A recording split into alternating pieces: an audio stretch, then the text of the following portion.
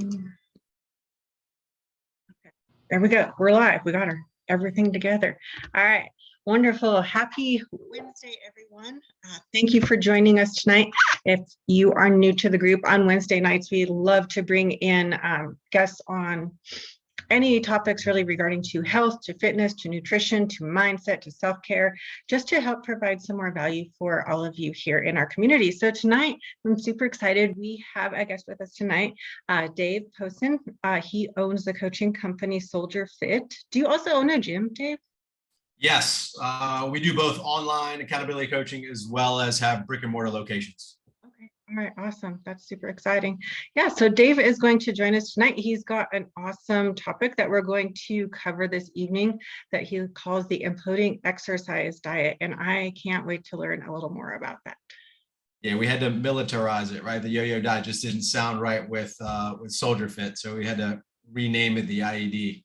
Okay, no, I love that. That's so cool. So how did you get into the space that you're in, Dave? Yeah, so I won't go back too far, but I've been fitness my entire life, played sports growing up and everything like that. I mean, as many of you guys know, as you know yourself, like exercise is really the foundation for everything. It's the foundation for business, it's the foundation for family, it's the foundation for life. If you don't have your health and fitness, you can't be successful in any one of those avenues. And so I wanted to give back as much as fitness helped me, not only physically, but building confidence, making sure I was more productive, energy levels. A lot of the people that I met, a lot of people that I'm friends with, the relationship that I had really came through fitness. So it really is, it's such a magical compounding thing that I want to share it with everybody. And there's nothing better than meeting a new client or bringing somebody in and them not even have the confidence to look you in the eye. And then over a 4, 8, 12-week period, you just slowly see them bloom and blossom. And now they're like the most outgoing people. They know every single person in the gym. It's just, there's no better feeling. And so I love doing it. And I love giving back as much as I can in the fitness field. That's amazing. No, I couldn't agree more.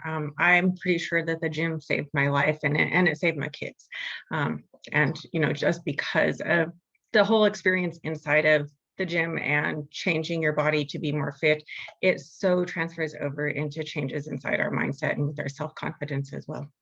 Yeah. And you talk about family, which is so massive. You know, you hear a lot about like generational wealth, but we rarely talk about generational health. Right. And so a lot of us, you know, if you've been out of shape or you're currently out of shape, a lot of times that's passed down from generation to generation, right? You're following what you see. And so somebody has to break that cycle. Mm-hmm. And so hopefully, you know, if you're listening, if you've been passed down, you know, bad habits from generation, you can be the change for generations to come. So. No, it's such an excellent point, and it's so true. All right, ladies, we have people watching on Facebook. So ladies, if you have questions, go ahead and drop them in the chat and we'll make sure we get them answered for you. But Dave, I'm really wanting to learn more about what you're calling the Imploding Exercise Diet.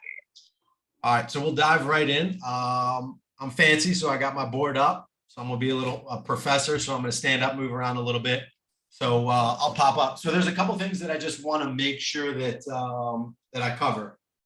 So I'm going to cover first because I want everybody to kind of understand how their body works, how their body burns calories, and kind of the baseline function of it before I go into the yo-yo diet. So I can't see people on the chat, but just raise your hand if you can, if you've heard of the TDEE graph. This is your total daily energy expenditure. So in this graph shows how your body burns calories in a given day, okay? And so where we want to start is the most important piece of it is your BMR. Right? And a lot of times when I teach this, there's a lot of engagement, Q&A and stuff like that. So for those that don't know what BMR, this is your basal metabolic rate. So these are the calories that your body burns at rest. So if you were literally to wake up in the morning and just sit in bed all day, your body would actually burn 70% of its daily calories. This is a pretty important thing, which I'm going to touch on later. The next 15% is what you call NEAT. NEAT stands for non-exercise activity, okay? And so this is essentially you just getting off your butt, moving around, walking, deciding to park On the faraway spot from the grocery store, take those extra steps. You're watching your iWatch, I guess is what people have, right? You're getting your 3,000, 10,000 steps. That's where 15% comes in, your non-exercise activity. The remaining 10 and 5% are two different things. 10% is what we call TEF. This is your thermal effect on food.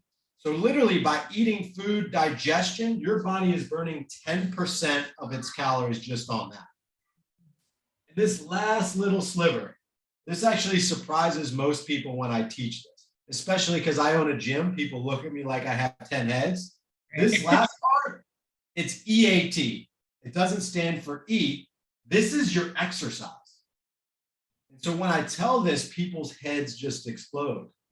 They're like, wait a second, you own a gym, you're selling fitness, and you're telling me that I only burn 5% of my daily calories exercising? The answer is yes. But what happens is people are using the way that they exercise incorrectly. And that's where I'm going to go into how that transfers into the imploding exercise diet. Okay. And so what we want to do, right? We still have to move around. We still have to eat, which is very, very important. We still have to exercise. What we want to focus on is we want to focus on increasing our basal metabolic rate. And we do this two ways. We do it by strength training, i.e. gaining muscle, because a pound of muscle burns 6 calories and a pound of fat only burns 2 calories. So which one would you rather have? You'd rather have a pound of muscle. So for every pound of muscle as compared to a pound of fat, you can actually burn 10 pounds of fat in a given year's period. So it's massive. And a lot of times when I talk to females, when I say muscle and strength training, they get scared. Because when they think strength training and they think muscle, they think they're going to look like some swole jack dude or some bodybuilding female. It's just not the case, right? Unless that is your main focus, you are taking massive amounts of supplements and you're on a specific eating and workout regimen to accomplish that, it is very difficult for that to happen. Not to mention testosterone levels versus estrogen levels. What happens when you strength train, you actually slim down. So you redefine your figure in a good way, right? Which is really the ideal thing, all right? And so that's what we want to do. The more muscle we have and the higher our BMR is, the more our body can efficiently burn calories, all right? So now that we know how your body works and your body burns calories, now we're going to get into the fun stuff. This is the yo-yo diet. Some of you may or may not have been here before. This may resonate with some of you guys, but I'm going to start here. First is your baseline, okay? When I talk about the baseline, this is your BMR, okay? And I'm going to use 1,500 calories as the BMR. This is about an average BMR for most of our clients, give or take. If you want to figure out your BMR, there's a couple calculations that you can do it. You can also jump on any in-body scanner.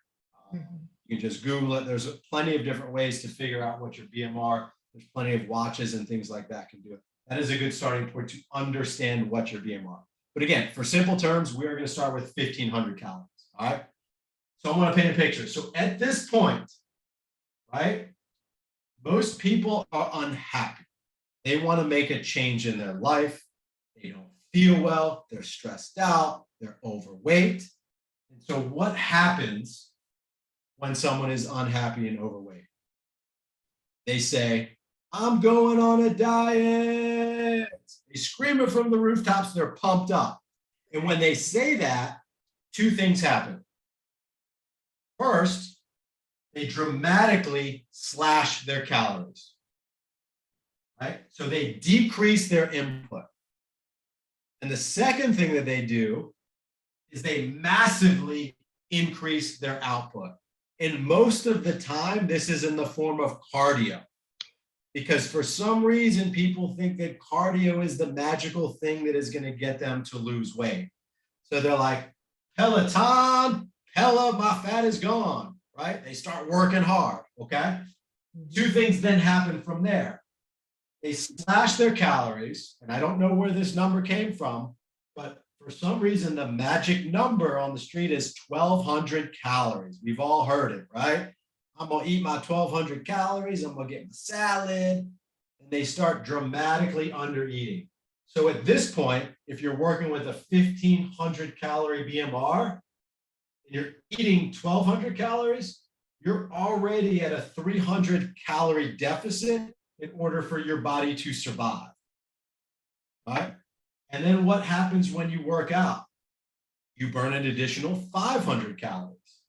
So now we subtract 500 calories from that number. So now you are literally at an 800 calorie deficit than your body needs to survive. So on top of your body feasting on itself for energy and burning muscle, here's what happens. Because you are at such a massive deficit, start to lose a little weight. You're dropping pounds. It's going to happen, right? You're feeling good, things are working, and then all of a sudden, maybe week 5, week 7, start getting frustrated. You start getting hangry. You stop seeing results. You hit a sticking point. Because what's happened in that time period is your BMR is no longer 1,500. Because you have been completely depleting your caloric intake and increasing your output, your BMR now goes down to 1,200, maybe even less. So eventually, your body has to adapt to survive. Because if it doesn't adapt, you will die. Your body doesn't want you to die. Your body wants you to live. So it then adapts. And in order to adapt, it drops your BMR and you hit a plateau. And now you're still working hard. You're still eating way under what you should. You get pissed off. You get frustrated. You quit. It's not working. Why wouldn't you? So you stop doing the exercise and you start eating exactly what you ate when you first started this journey. Exactly what you were eating when you were unhappy. So what happens? You gain the weight back. But you don't just gain the weight back than when you started. Because remember, your BMR is no longer 1,500. Your BMR is at 1,200. So if you're eating the same amount than when you started, if not more now, because honey buns taste good, ice cream, you got to treat yourself, right? You now gain more weight back than when you started. And then you go on this trend for a while until you hit that period of time where something happens. Somebody calls you pregnant when you're not pregnant. You're like, I have to do something with life. I am now unhappy again. And you remember back, you said, you know what? I remember last time when I was cutting calories and exercise, I lost a little bit of weight. I'm going to do that again. And you do it again. And you start losing weight. And you hit the plateau. And you gain it back. So forth and so on. And the cycle continues of the yo-yo diet. That, my friends, is the IED. All right. So how do you fix it? You fix it a couple different ways. One, you have to eat. You have to make sure that you are eating enough calories and enough protein throughout the day. I don't know if we have time to go into fixes. We can certainly talk about it, Clarissa, if you want to, but you have to eat. You have to make sure you're getting the proper amount of calories, the proper amount of protein, proper amount of carbohydrates, fats, whatever your macro assignment is, you need to follow that regimen. And you need to do some sort of strength training, okay? Because you have to gain muscle, because muscle is going to dramatically increase your BMR. It's going to help your body be more efficient in burning calories. Not to mention, this is a women's only group, am I right? Right? I mean, let's not talk about osteoporosis, right? Mm-hmm. Over time, females' bones get weaker, less dense. The only way to strengthen those bones is to cause some sort of resistance, i.e. resistance training. So those are the two magical things. Anybody have any questions? I can go into fixes and things like that if you want to. Let me check the chat real quick. We have a lot of women on. Holy smokes. Ladies, if you have questions, go ahead and drop them in the chat and make sure that you get them answered tonight while we have Dave in here with us. But yeah, if you want to dive into some fixes, that would be amazing. Sure. So I'll just go into a couple common mistakes that I see, and we'll talk about diet and nutrition first. First is skipping breakfast, right? We've seen this all the time. People skip breakfast. They know they should eat breakfast, but they skip it anyway. You have to eat breakfast. You really need to start your day with energy. It kickstarts your metabolism. Remember, every time you eat, your body is then jump started. You're then burning more calories as you go. And then it sets the tone for the rest of the day. Because what happens if you skip breakfast, not only again is your metabolism slowing down, but you're going to be more prone to overeating the next meal. Okay. And your hunger for tastier, yummy treats is going to elevate and get higher. So you always constantly need to feed yourself. So make sure you eat breakfast. And then rule of thumb, every 3 hours, you want to get something in your system, typically high in protein. And again, everyone's macros are going to be different.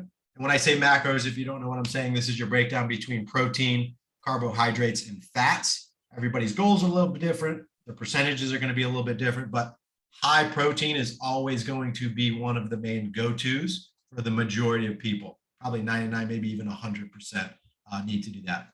So every 3 hours, you need to be eating a meal. A meal can consist of whole food, which is always the best choice. If you can get an actual meal, it is always numero uno. However, sometimes our schedules don't allow us the time to set aside to eat, right? The time to make our food. So we need something fast. And this is where protein shakes or protein bars come in. And so that is always something good to have on hand in case you can't get whole food. And when I say a meal, a protein shake would serve as a meal. Now, this is the second part where most people mess up. They're leaving too much of a gap between lunch and dinner. And I'd say 80% of the clients that I talk to, when I run through what they're currently doing for their nutrition, they actually do pretty well, right? A lot of them skip breakfast, but the ones that eat breakfast, they're eating breakfast, they're eating lunch about 3 hours later, and they're eating lunch about maybe 12, 1 o'clock, and then they're not eating anything until like 7 or 8 o'clock. So now they've gone like 7 hours without food. All right. And so again, as we know, if you're not eating enough, you're cutting your calories, your BMR is slowing down and getting lower. And I can use another analogy real quick if this makes sense. So your body's an adaptable machine. Okay. So if you are consistently eating and feeding itself, it's going to adapt to that. If you're consistently starving itself, it's going to adapt to that. So think about like a bear stores food for hibernation. This is the same thing your body is essentially doing when you are not eating enough or starving itself. Because what it says is, it says, well, I don't know when Clarissa is going to feed me again, right? She fed me for breakfast, but she probably won't feed me for another 8 hours. So I can't burn this off real fast because if I do, I'll starve to death. So what I have to do is I have to store it all and burn it off real slow because I have to preserve that food long term. And then your body just stores fat, stores fat, stores fat. Where on the flip side, if you're consistently feeding your body every 3 hours, your body says, aha, I know that Clarissa is going to feed me 3 hours later, so I don't need to burn it off slow. I'm going to burn this off real fast because I know I'm going to get fed. And once I eat again, I'm going to burn it off again real fast because I know I'm going to get fed. And that is why, again, the explanation of your BMR speeding up, your body is working more efficiently and you're burning more calories at rest. So essentially, if you're following this model, you are working smarter, not harder, because you're burning the most of calories doing nothing. Isn't that the way we want to do it? Wouldn't we rather burn more calories and fat sitting on our butts doing nothing? Yes, but you have to do the right things in order to make that happen. Yeah, absolutely. We have a couple questions. Mika says, should I be eating differently on a rest day versus what I eat on an active strength training day? There are different rules of thought on this. The simple answer is no. Right. You don't need to, as long as you're getting your calories in and your protein in. It won't matter because your BMR is your BMR and it's going to stay steady and average through that time. So for simple answer, no. You just continue eating the same, make it a habit, make it consistent. No, I agree with that. And I think something else too with that is don't make your nutrition plan so hard you can't follow it. And that's what tends to happen when people get caught up in that numbers game of having to eat a different amount for training versus non-training. Great point. This other one is really long. Hang on. How does one who's hardly eaten, who's been in a bad deficit, eat so much? My challenge is eating more and more. At first, I barely had one meal a day. Maybe I had 3 shakes a day and a meal. However, I think I've come a long way by making it to 3 meals. And now I'm starting to add snacks in the mix. It does get frustrating when I'm trying to do this because I'm trying so hard to eat that I feel so full she can't put any more in the tank. Yeah, I mean, I think what you're doing is smart. I mean, you're slowly introducing a shake a week, and then the next week maybe introducing a meal. So I think you have the key. I know it seems frustrating and everything like that, but you're doing the right thing. So you should be happy and proud of yourself. And I think you make a good point for everybody else. You don't want to just try to introduce this all at one time, right? If you're eating 1 meal a day, you don't want to now start shoving 6 meals a day in your system. Just add a meal for a week. Next week, add another meal, so forth and so on. And what happens a lot of time is you're not hungry in the morning because you've trained your body to not be hungry, because your metabolism is so slow. It's not burning calories fast enough to make you hungry, to leave room for food. And so there will be a small period of time where you will have to essentially, I don't want to say force feed because that's a kind of a bad sounding word, but there's going to be some times where, like, if you're not hungry for breakfast, you just have to figure out to get something, right? And if your goal is 40 grams of protein per meal, maybe you start out and just do 10, and then you start increasing it slowly but surely. And your body will adapt. It will 100% adapt. And once your metabolism gets kickstarted, you will be hungrier and hungrier, which is a good thing. It's not a bad thing to eat more. Yeah. And with the gradual approach too, you're like easing in on your digestive system because it's not used to having a volume of food. So it'll calm down a lot of GI upset too that happens when people try to jump right in. Yeah. Okay, ladies, good questions. Do we have any other questions this evening while we have Dave here with us? Sorry about that.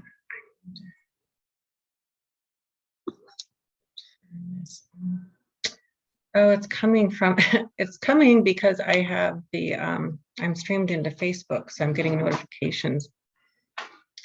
All right.